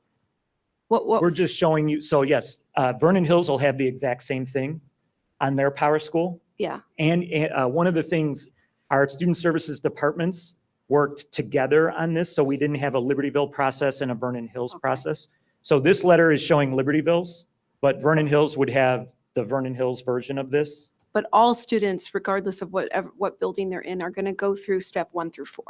And All, have the same. yes, all current students, you'll see on the next slide, there's a little different process for incoming freshmen. Okay, So we have a process for current students and a process for incoming students. right. Yeah. This is But amazing. Thank you. We have a Libertyville version of this document. We're showing you the Vernon Hills. And then we have a Vernon Hills version of the other document, but they're essentially the same.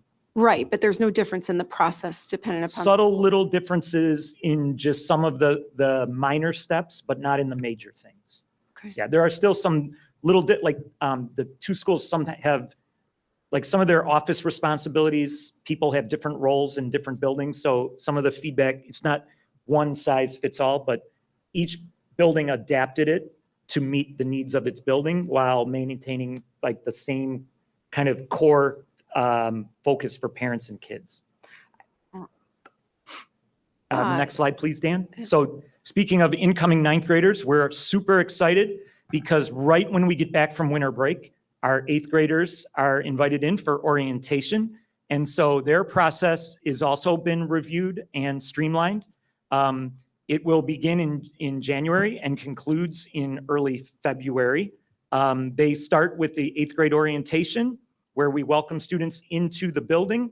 Then we have optional counselor appointments. So we have condensed the resources for eighth grade families in the way we did for our current students. And we have evening appointments where our counselors will be available for families who would like to meet with a high school counselor as they navigate this process. We are also very proud to be able to offer those sessions in Spanish and in Russian for families who speak those languages. And then families and students will turn in their course requests in February, and we will be contacting them in the spring if there are any conflicts with their schedules that they have requested. For our rising 10th through 12th graders, very much as we just discussed, we will do a parent guardian webinar for all of our current students. We've always done an in-person orientation for 8th graders. This year, we're adding in the parent guardian webinar for our current students. So any parent and caregiver who wants to understand this process would be able to log in and watch that. All of these documents would be explained in the steps in the process. Students will get all of their information right after winter break. And then individual school counselor appointments will conclude at the end of February. So I just want to emphasize, we've always done in-person for incoming 9th graders during their 8th grade year. Yes. What we have not done in the recent past is also hold meetings for existing incoming 10th, 11th, 12th students. Right. And because of the feedback we received last year, we have added that Yes. so that those families have the opportunity to be a part of the process. Right. Traditionally, we've just provided a letter, a lengthy letter and packet and forms. So we've added the webinar this year, especially as we've made some changes and tried to streamline to help parents and caregivers who have been through this before to understand what's new and to help new families understand this process a little bit better. Yeah. So that is the 30,000-foot overview. And anyone with questions about that would welcome them to contact our assistant principals for student services, Andy Young and Jenny Getch, or their students counselor, because they are the ones who basically take our students through this process over the next 2 months. At that point, just Ben and I would like to thank you for your time and support, and we can answer any remaining questions. Are there remaining questions? Just a props. you. That was fantastic. Thank you. Well done. Yeah, thank you. Okay, we're going to move on to item B, which is board policies, first reading. Pretty straightforward. I don't know if anybody has any. I haven't caught anything, so I don't know if I'm slipping or. Right. Yeah. Our new Press Plus is much better because we're not retyping things or cut and pasting. So, thank you for that we're able to implement that new system. So these are brought because of changes in laws and recommendations. Some of them are just style changes from IASB. But this will be our first reading here in December.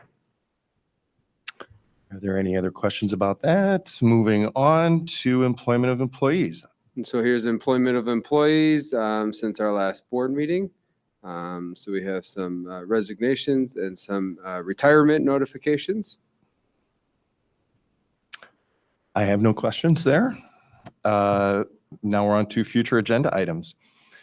They are listed, board policies, first reading, FY budget preparation, that's for FNF. So I will turn it over. I'll call this meeting over, right? We're done here. All right, so I'm going to adjourn the PMP meeting, turn it over to Dr. Batson for FNF. Do we want a 5-minute break or? I don't need one. All right, let's keep going. If anyone needs to take a break, please feel free to do so. So I'm going to call to order the Facilities and Finance Committee meeting. We've already done the pledge. I'll invite anyone for public comment if anyone has anything they want to share with the committee. Okay, seeing none, and I didn't see anyone sign up, so we'll move on. Roofing bid approval. Dan, you have any background on this you'd like to share? Just that part of our summer projects was including more roofing work at Vernon Hills. We're in a multi-year phased replacement of the Vernon Hills roofs. We listed kind of 2 areas of roofs. One was roofs 1, 2, 12, and 13, and then as an alternate, roofs 14 and 15. The roofs came in higher than estimated, and so at this point, we're not recommending moving forward with 14 and 15, which is the alternate. We'll defer those until next year. So that will remove those from our summer capital. However, what our plan is to do is then enhance the HVAC replacement in this building. So we are in this building in a multi-year replacement cycle for replacing all the univents in the building and other HVAC systems. And so Mark is working on enhancing that scope to kind of offset that. So We're roughly trying to stick to right around 4.6 million in terms of total summer capital. So at this point, what we're recommending for approval is A1 Roofing, which is a company we've used many times before, for the base bid of $1.268 million to be accepted, and then for us to not accept alternate one for approval a week from tonight. Okay, questions? For the roof, is this going to be solar ready in the future? I don't know off the top of my head of those specific roofs. So we had roofs identified that would be solar ready. And just to clarify what solar ready means is the roof able to hold the weight of solar panels? And so basically the roofs right now are ballasted. So it's like a flat thing and then a bunch of rocks are on there. It's going to get replaced with a different type of roof and less rocks. And so the structure that's already there was designed to hold the current roof with a bunch of rocks that has a certain amount of weight per square foot. There's going to be less weight to put back onto the roof. And so the idea is those roofs will have the ability to hold the solar panels. So that's when we're talking about solar ready, is the structure there to be able to hold the roofs. Depending on the rest of the building and the shade, there are some roofs that could hold solar panels, but we probably wouldn't want to put panels on them because they're shaded most of the day by other roofs maybe. So I'd have to get back to you on those specific roofs. I don't have that in front of me to know if those could be potential for the future, but that's the general idea. We do have a map of roofs that we went through some time ago that say which ones. We do. That was in a public meeting. I don't have that in front of me Right. right now, but yeah, we can reference that and get back to you by next week. Yeah, and I think the trick there is we're not replacing the structure, we're just replacing what's on top of the structure. So while it's possible, it becomes structurally sound by reducing the weight of the material, that it doesn't necessarily do that. And we're not interested in replacing the structure. I think a lot of the conversation was on some of our newer roofs that have been, the structure was created, such as over the gym and the new areas in the new wing at Vernon Hills. So that makes sense to make sure that the structure can handle it, but we're not going to rebuild a roof. Yeah. But if it comes into compliance because we're reducing the weight of the material on it, then that's good too. Correct. To change the structure system in a roof would be pretty significant. Yeah. The example you're referencing is the Vernon Hills West Gym, which is a relatively new building for us. Right. That was designed to hold additional weight. Usually roof structures are designed to hold the roof and the anticipated other weights that are going to be put on that roof, not necessarily other things. So the West Gym, for example, at Vernon Hills was designed exactly to hold additional weight. I do like the sound of the inevitability of solar panels being sort of taken for granted now, as opposed to, like, I like the tone. Mm-hmm. We're actually going to do this at some point. So just glad to hear it. Any other questions, comments? Okay, moving on. Policy 4:70. Dan, is this you as well? Yeah, so we went through, let's say the first step in terms of a process of like this, trying to review our related to resource conservation. So this is about procurement and also waste reduction. The way we tried to look at this is a fairly large organization, at least to me, with $100 million in terms of a budget. And so there's a lot of things that we purchase. There's a lot of things that end up in our different waste systems. And so what we tried to do was to find out from the departments that are generating the waste, what are the wastes that you're generating? So we created a survey that went out to the departments. We had 63 of our departments give us great information back, which is basically all of the departments. The one that didn't reply to the survey was the Board of Ed for your department, but that's okay because you guys don't generate a lot of waste. So what I bring to the dumpsters after hours. there we go. So we have a lot of great information, and there were a few departments that, not surprisingly, indicated that they generate a large amount of waste. As you can imagine, that would be buildings and grounds, athletics, some of our CTE classes, things like that. And so what we did is did a little bit further investigation with those departments that identified as large volume of waste and finding out what are the sources and for them. And so I got information there, but basically you're talking about paper, cardboard, and plastic were the significant sources of waste. So then we decided, okay, let's try to optimize our look at procurement. And rather than look at every possible thing we buy and where do we all get it from, let's look at the things that are the major drivers of what ends up in our solid waste. And so we went through looking at paper. And so I provided information in terms of how do we source our paper? Where do we get our paper from? It was very educational to find that information out. And so I've got information on where we get our paper from, what makes up the paper, things like that. We went through and looked at other sources of paper, which for us also includes like paper towels and toilet paper. Even though toilet paper is not technically considered a solid waste, it's because it goes down the toilet, it still is a significant thing that we purchased that we were also able to source with Mark's help for sure to figure out. And so we gave information on that as well as our paper towels that do end up in our waste system. And then went through even asking the departments what are challenges that they see and what are suggestions they have for improvements. And the challenges that some of them identified were our recycling infrastructure. And really what that means for them is bins. Some of them would like more bins or larger bins. For instance, you get this library space. Where is it? Great. Is that the only one? So the idea is that where is it? Where could you have more? Could you have a bigger one? For instance, at a space like this, there's a lot of printing. And so that's what ends up in the waste in this particular space.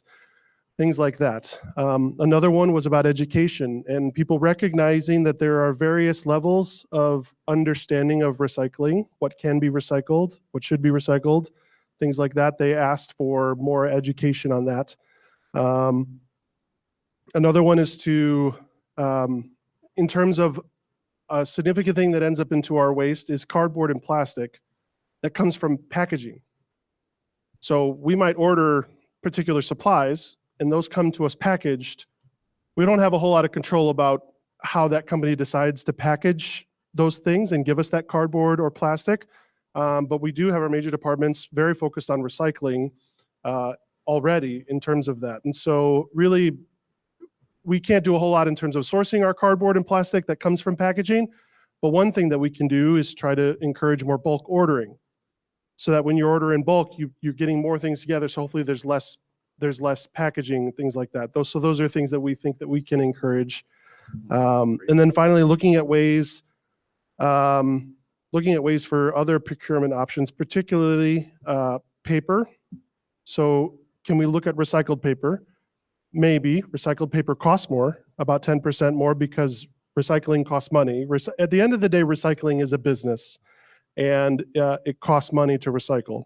And so to buy recycled paper costs more than buying what I learned was, oh man, what was the term?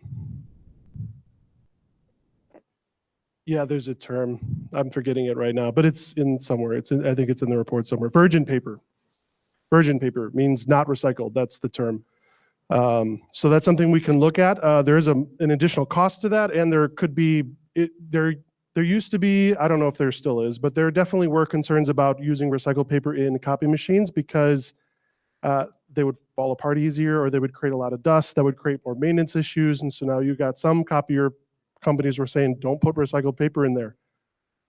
I'm not sure how true that still is. That might still be true to some extent, but I don't really know that right now. So those are some recommendations of what we could use. The encouraging thing is nearly all of the departments are reporting that recycling is a part of their system. The question is, how can we just continue to improve our recycling that's happening? And how do we also continue to encourage education towards recycling? So that's essentially a summary of the reviews that we went through.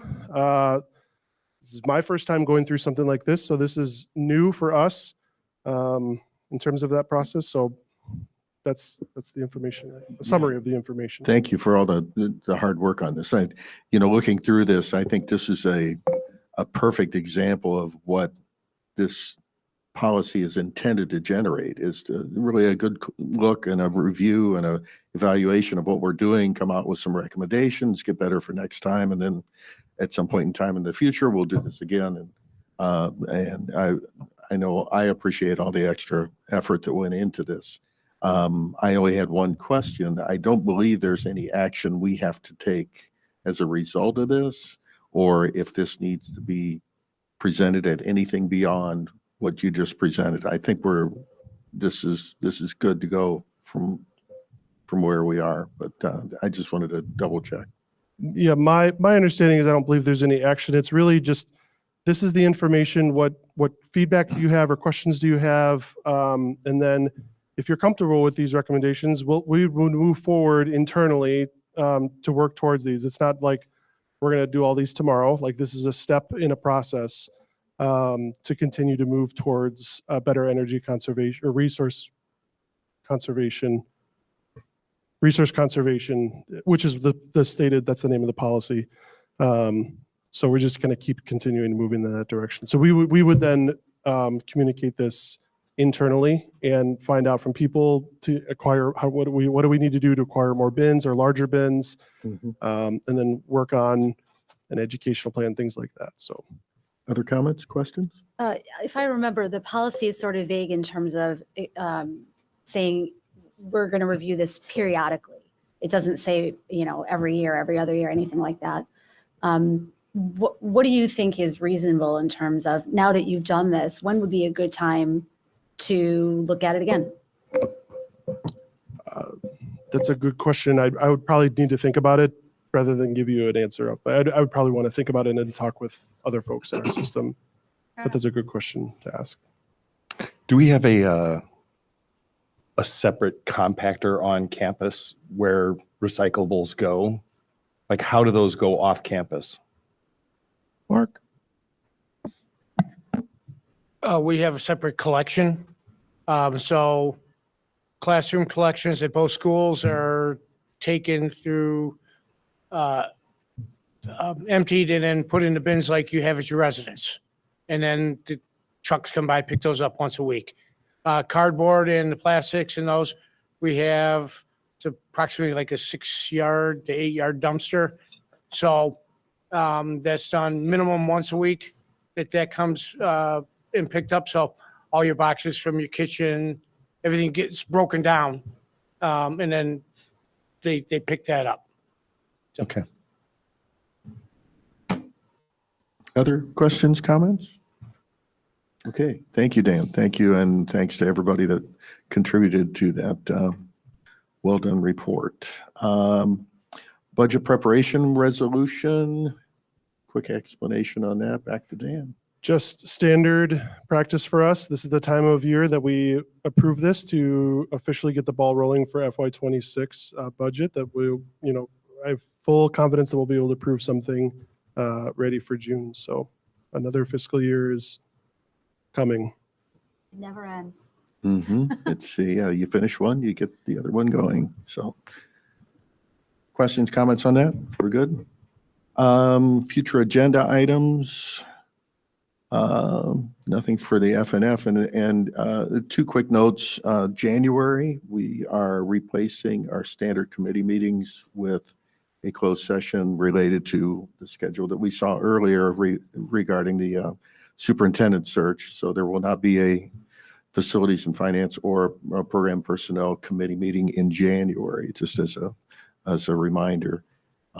So that's that. Anything else for the good of the cause? Okay, I call this meeting adjourned. Thank you.